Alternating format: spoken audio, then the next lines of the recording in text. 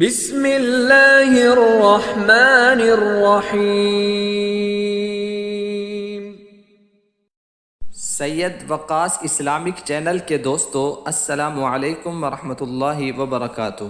پیارے ناظرین، شروع اللہ کے بابرکت نام سے جو بڑا مہربان نہایت ہی رحم کرنے والا ہے۔ لاکھوں کروڑوں درود و سلام حضرت محمد صلی اللہ علیہ وسلم پر اور ان کی آل پر۔ ناظرین، آج کی اس ویڈیو میں ہم آپ کو سورۃ فاتحہ کی ایک ایسی آیت کا وظیفہ بتائیں گے کہ جس کی تاثیر اتنا ہے کہ آپ کی جو بھی جائز حاجت ہوگی انشاءاللہ صرف 2 دن کے اس وظیفے سے پوری ہو جائے گی۔ بس آپ نے اس وظیفے کو ویسے ہی کرنا ہے جیسے اس ویڈیو میں ہم آپ کو بتائیں۔ ناظرین، ویڈیو شروع کرنے سے پہلے آئیں اللہ رب العزت کی بارگاہ میں دعا کر لیتے ہیں۔ بہت سے بھائی اور بہنیں ہمیں دعا کے لیے اپنے نام لکھتے ہیں، ہم ان تمام کو اپنی خاص دعا میں شامل کرتے ہیں۔ اگر آپ بھی ہماری خاص دعا میں شامل ہونا چاہتے ہیں تو کمنٹس میں اپنا نام لکھ دیں، انشاءاللہ ہم آپ کو اپنی خاص دعا میں شامل کریں گے۔ اور دعا میں آمین ضرور لکھنا ہے، یا آپ لائک کر دیں، یہ بھی آپ کی طرف سے آمین شمار ہوگا۔ پیارے ناظرین، دعا کے اول آخر درود پاک پڑھنا لازمی ہوتا ہے، اس سے ہماری دعا اللہ رب العزت کی بارگاہ میں قبول ہوتی ہے۔ اللہم صلی علی محمد وعلی آل محمد کما صلیت علی ابراہیم وعلی آل ابراہیم انک حمید مجید۔ اللہم بارک علی محمد وعلی آل محمد کما بارکت علی ابراہیم وعلی آل ابراہیم انک حمید مجید۔ اے میرے مالک، خالق، رحیم، کریم اللہ، جو بھائی یا بہنیں اس وقت مجھے سن رہے ہیں یا جنہوں نے ہمیں دعا کے لیے اپنے نام لکھے ہیں، مجھ سمیت سب کے تمام گناہوں کو معاف فرما، سب کی جائز حاجات کو پورا فرما، سب کے مال میں، جان میں، رزق، روزگار میں برکتیں عطا فرما، جن کا روزگار نہیں ہے ان کی غیبی مدد فرما، برکتوں والا روزگار عطا فرما، بے اولادوں کو نیک صالح اولاد عطا فرما، جن کے رشتے نہیں ہو رہے، جو بھی رکاوٹیں ہیں سب ختم فرما کر نیک رشتے عطا فرما۔ اے اللہ، فلسطین کے مظلوم معصوم لوگوں کی حفاظت فرما، ان کی مدد فرما، آمین یا رب العالمین۔ اللہم صلی علی سیدنا و مولانا محمد وبارک وسلم۔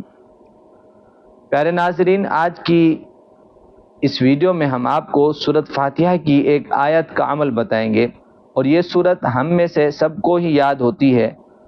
سورۃ فاتحہ کے بہت سے فضائل احادیث مبارکہ میں بیان کیے گئے ہیں، چند فضائل سماعت فرما لیں، اس کے بعد ہم آپ کو وظیفہ اور اس کا طریقہ بتاتے ہیں انشاءاللہ۔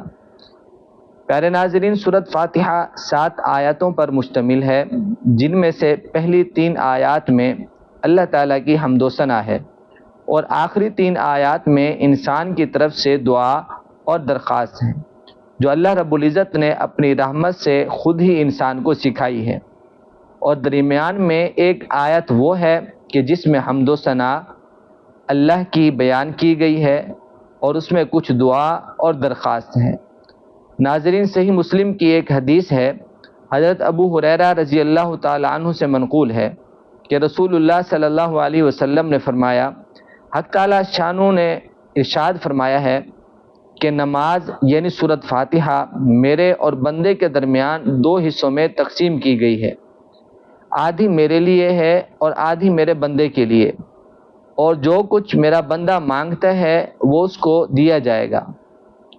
پھر رسول اللہ صلی اللہ علیہ وسلم نے فرمایا کہ بندہ جب کہتا ہے الحمدللہ رب العالمین، تو اللہ تعالیٰ فرماتا ہے کہ میرے بندے نے میری حمد کی، یعنی میری تعریف کی، اور جب وہ کہتا ہے الرحمن الرحیم، تو اللہ تعالیٰ فرماتا ہے کہ میرے بندے نے میری تعریف اور ثنا کی ہے، اور جب وہ بندہ کہتا ہے مالک یوم الدین، تو اللہ تعالیٰ فرماتا ہے کہ میرے بندے نے میری بزرگی بیان کی ہے، اور جب بندہ کہتا ہے ایاک نعبد و ایاک نستعین، تو اللہ تعالیٰ فرماتا ہے کہ یہ آیت میرے اور میرے بندے کے درمیان ملی ہوئی ہے، اس لیے کہ اس آیت میں پہلے حمد و ثنا ہے اور پھر بندے کی دعا ہے۔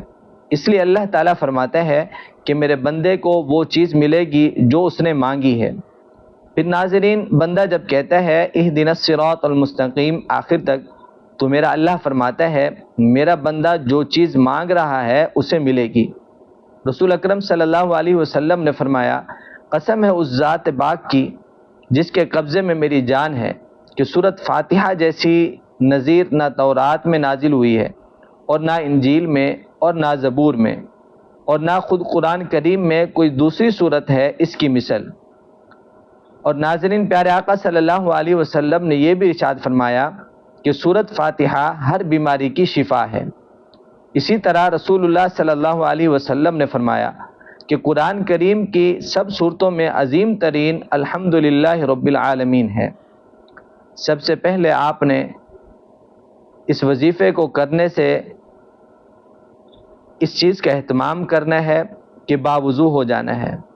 آپ نے ایک جگہ بیٹھ جانا ہے، قبلہ رخ ہو کر، کسی بھی وقت دن میں یا رات میں آپ یہ وظیفہ کر سکتے ہیں۔ بسم اللہ الرحمن الرحیم پڑھ کر سورۃ فاتحہ پڑھنا شروع کر دینی ہے۔ جب آپ ایاک نعبد و ایاک نستعین پر پہنچیں تو یہاں پر ٹھہر جانا ہے، اور اب جس مقصد جس حاجت کے لیے آپ یہ وظیفہ کر رہے ہیں اس کو اپنے ذہن میں لے آئیں اور پھر آگے مکمل کریں سورت کو۔